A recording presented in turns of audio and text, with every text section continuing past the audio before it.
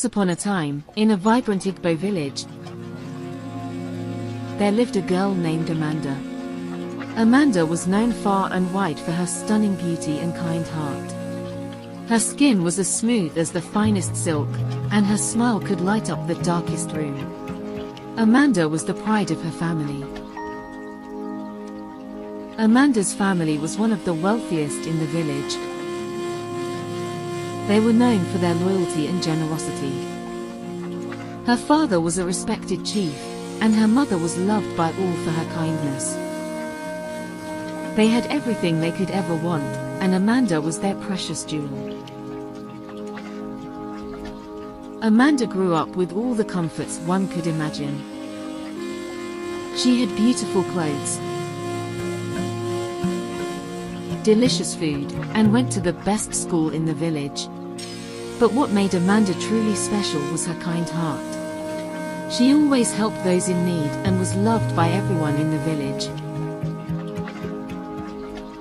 Amanda's days were filled with joy and laughter. She spent her time helping her mother, playing with her friends, and learning new things at school. The villagers admired her not just for her beauty but for her generous spirit. She was like a shining star in the village. One day, a madman named Obinna wandered into the village. Obinna's clothes were torn, his hair was wild, and he often talked to himself. The villagers kept their distance from him, fearing his unpredictable behavior. But Amanda was different. She was curious about Obinna. Obinna was not always mad. He was once a handsome and strong young man. He came from a nearby village and had a loving family. But one day, tragedy struck, and he lost everything. The pain and sorrow drove him mad, and he wandered from village to village, lost in his own world. The first time Amanda saw Obinna, she felt a strange connection. She didn't see a madman, she saw someone who needed help. One sunny afternoon, she approached him with a warm smile and offered him some food. Obinna looked at her with confused eyes but accepted the food. The villagers were shocked. They warned Amanda to stay away from Obinna, but she didn't listen. She saw something in him that others couldn't see. She believed there was still goodness in his heart. She decided to help him in secret, bringing him food and clothes. Amanda and Obinna started to talk. At first, it was just small conversations about the weather and the village. But soon, they began to share more. Amanda told Obinna about her family and her dreams. Obinna, in turn, shared fragments of his past. Slowly, a bond grew between them. Amanda asked Obinna to visit her because her parents were away for work. When Obinna arrived at her house, it started to rain very hard. The rain was so heavy that Obinna couldn't go back home. He decided to stay with Amanda in her room. They talked and played games while the rain poured outside. As the night went on, they got tired. Since the rain was still falling, Obinna stayed in Amanda's room. And they fell asleep together, feeling happy and safe with each other. One morning, Amanda woke up feeling strange. She felt dizzy and weak. Her mother noticed and took her to the village healer. The healer examined Amanda and gave her shocking news: Amanda was pregnant. Amanda was confused and scared. She didn't know what to do. Amanda decided to tell her best friend, Kyoma. Kyoma was shocked but promised to help her. They both knew that Amanda's family would be furious. They had always expected Amanda to marry a wealthy and respectable man, not someone like Obinna. When Amanda's family found out, they were furious. Her father shouted, and her mother cried. They couldn't believe their precious daughter was pregnant, and worse, by a madman. They demanded to know how it happened, but Amanda was too scared to speak. Amanda's family decided to send her away to a distant relative until the baby was born. They wanted to keep the shame away from the village. But Amanda couldn't bear the thought of being away from Obina. She loved him and wanted to be with him. One night, Amanda packed her things and ran away. She went to find Obina, who was living in a small hut on the outskirts of the village. When she found him, she told him everything. Obina was shocked but promised to take care of her and their baby. Amanda and Obina lived in hiding. They built a small life together, away from the prying eyes of the villagers. Amanda's family searched for her, but she stayed hidden. She was determined to stay with Obina and their baby. Months passed, and Amanda went into labor. Obina, with the help of a kind village midwife who agreed to keep their secret, assisted in the delivery. Amanda gave birth to a baby boy, but he was unlike any child they had ever seen. Instead of legs, their baby had a fish tail. Amanda and Obina were stunned. The midwife gasped but remained professional, helping clean the baby and make Amanda comfortable. They named their son Chinidu, meaning God leads, hoping that his unusual form was a sign of something greater. As news spread, the village was filled with whispers and speculation. Some saw Chinidu as a blessing, a special child with a divine purpose.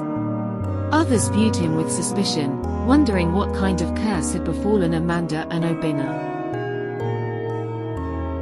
Raising Chinidu was a challenge. His fish tail made it difficult for him to move on land, but Amanda and Obina adapted. They built a special cradle that allowed him to be comfortable and safe. Obina constructed a large tub where Chinidu could swim and exercise. Despite his unusual appearance, Chinidu was a happy and intelligent child. He learned quickly and showed a remarkable curiosity about the world around him. Amanda and Obina loved him deeply, doing everything they could to give him a normal childhood.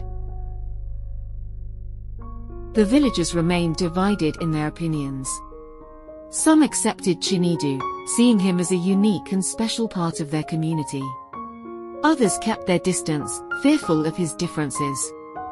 Amanda and Obina faced both support and prejudice, but they remained strong for their son. As Chinidu grew, his abilities became more apparent. He could stay underwater for long periods, swim with incredible speed, and communicate with aquatic animals.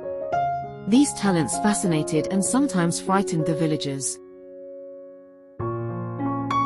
One day, while playing near the river, Chinidu saved a young girl from drowning. His swift actions and underwater skills were nothing short of miraculous.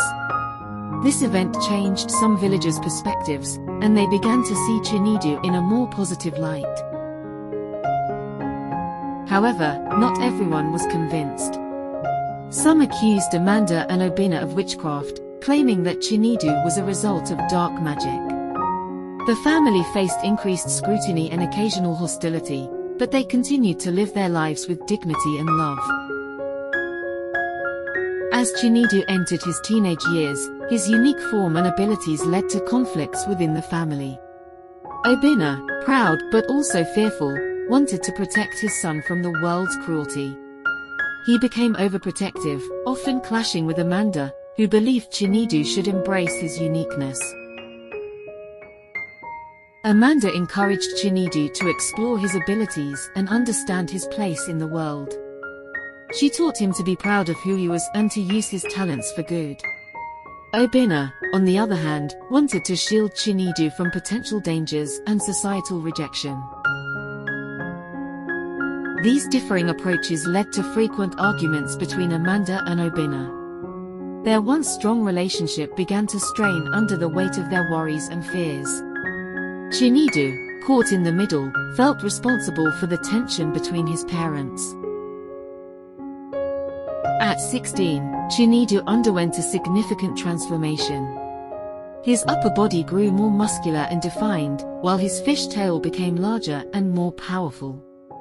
He now stood at over 6 feet tall, with a majestic presence that was both awe-inspiring and intimidating.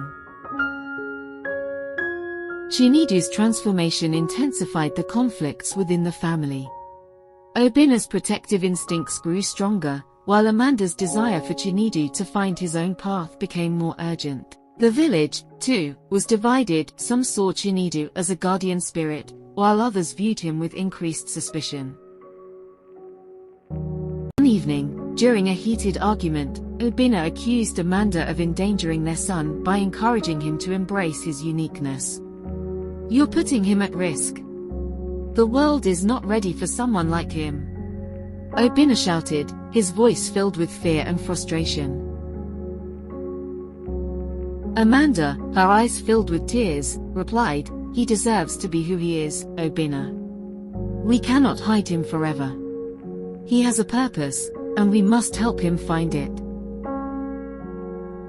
Feeling overwhelmed and responsible for his parents' conflict, Chinedu decided to leave the village to find his own way. He believed that by leaving, he could ease the tension between Amanda and Obina and discover his true purpose. Before dawn, Chinedu packed his belongings and wrote a letter to his parents. He explained his decision and assured them that he would be safe and would return when he understood his place in the world.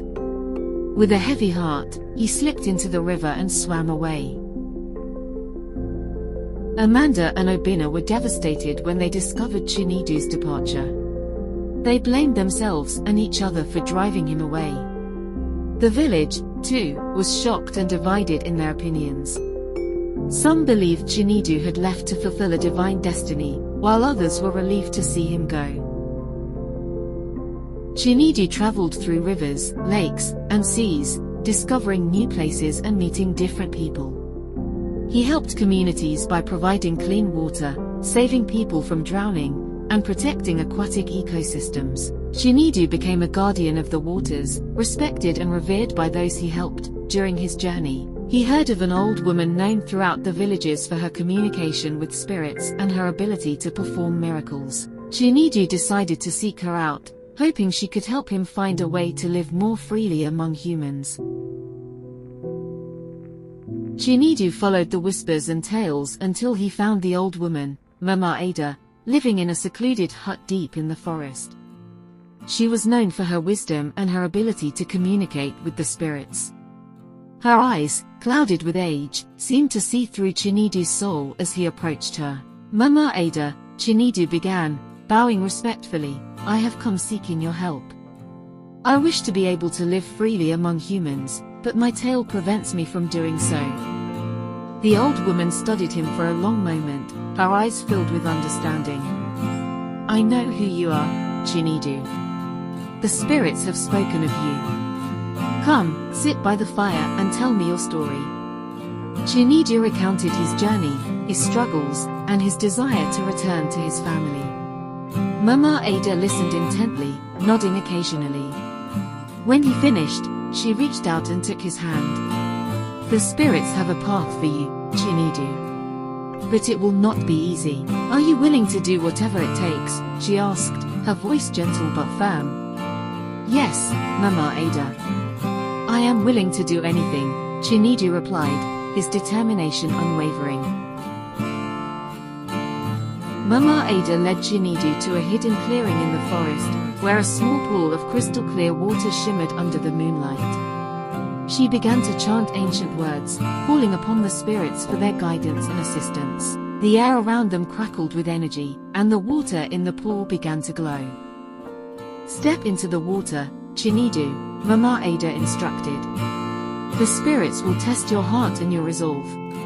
If you are true, they will grant you the legs you desire." Chinedu entered the pool, feeling the cool water envelop him.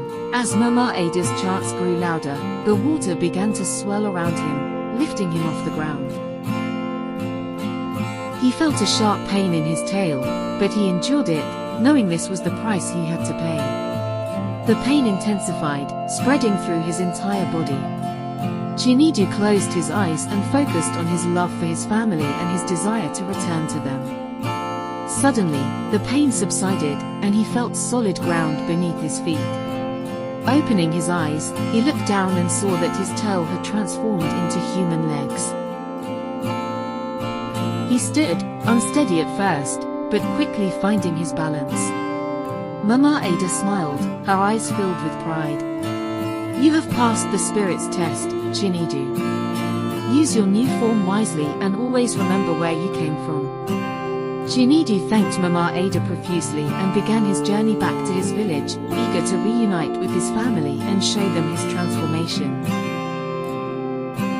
Chinidu's return to the village was met with shock and amazement. The villagers, who had once whispered and gossiped about him, now stared in awe at the handsome young man standing before them. His presence commanded respect and admiration. Amanda and Obina were overwhelmed with emotion when they saw their son. Tears streamed down Amanda's face as she embraced Chinidu, feeling his strong, human legs. Obina, too, was filled with pride and relief, knowing that their son had found his way back to them. The village elders, who had once been skeptical of Chinidu, welcomed him back with open arms. They held a grand celebration in his honor, acknowledging his courage and the miraculous transformation he had undergone. With his new form, Chinidu quickly adapted to life in the village. He used his abilities and knowledge to help the community, earning their respect and admiration. He became a symbol of hope and resilience, proving that even the most challenging circumstances could be overcome. Chinidu also caught the eye of a beautiful girl named Adora, who lived next door to his family. Adora had always been kind to Chinidu, even when others were not. She admired his strength and determination, and their friendship soon blossomed into love. Chinidu and Adora's love story captivated the village. They were often seen walking together, laughing, and sharing their dreams. Chinidu admired Adora's intelligence and compassion, while Adora was inspired by Chinidu's bravery and kindness. One evening, under the same moonlit sky that had witnessed Chinidu's transformation, he proposed to Adora. "Will you marry me, Adora? Will you stand by my side and share this life with me?" he asked, his eyes filled with hope. "Yes, Chinidu. I will marry you. I will stand by your side, now and forever," Adora replied, tears of joy in her eyes. The village erupted in celebration when they heard the news. Amanda and Obina were filled with happiness, seeing their son find love and acceptance. The wedding was a grand affair, filled with music, dancing, and feasting. Villagers from near and far came to celebrate the union of Chinidu and Adora. Chinidu's journey had been one of struggle, transformation, and ultimately, triumph. He had faced incredible odds, but his courage, love, and determination had led him to a life filled with joy and purpose. Amanda and Obina, too, found peace and happiness, knowing that their son had fulfilled his destiny. Their story became a legend in the village, a tale of love, resilience, and the power of the human spirit. It was passed down through generations, inspiring all who heard it to believe in the extraordinary and to never give up on their dreams. Amanda, Obina, Chinidu, and Adora lived happily ever after, their lives intertwined with love and the magic of their incredible journey. Their legacy remained a beacon of hope and inspiration, reminding everyone that even in the face of the impossible, anything is achievable with love and perseverance. Thank you so much for watching. Your support means the world to me. If you enjoyed the video, please give it a thumbs up and leave a comment with your thoughts or any questions you might have. Don't forget to subscribe to the channel for more great content and hit the notification bell so you never miss an update. And if you found this video helpful or entertaining, please share it with your friends and family. Your engagement helps the channel grow, and I truly appreciate it. Thanks again, and see you in the next video.